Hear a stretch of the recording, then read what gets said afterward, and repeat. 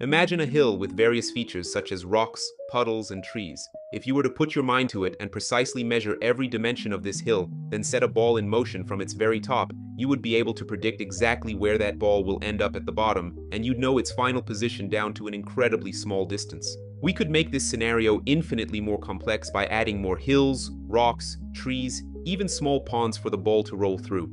No matter how intricate we make this landscape, we would still be able to determine exactly where the ball will land, because there are laws of physics that govern how objects behave in our universe. Given this understanding, you would never argue that when a ball encounters an obstacle, it might choose to go left instead of right, and that in a physical system like this, every action has a predictable reaction. This concept of determinism in physical systems can be extended to think about causality and predictability in other contexts as well. This idea traces back to ancient Greece, a time when Democritus argued that atoms move according to strict physical laws, leaving no room for chance.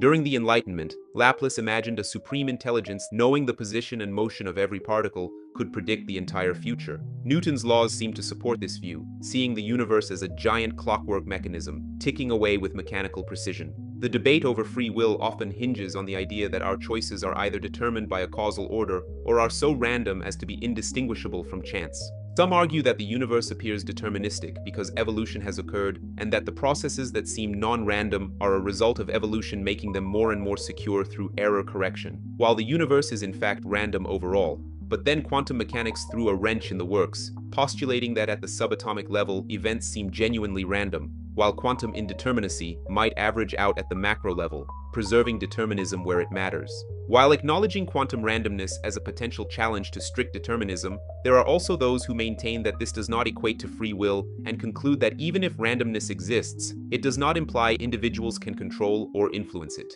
Some contend that determinism absolves individuals from responsibility for their actions. Others assert that accountability is essential regardless of the extent to which choices are predetermined. That's a sobering reminder that we might be less free than we'd like to think. But hey, we were determined to come to that conclusion anyway, right? Thank you for watching, and I will see you in the next one.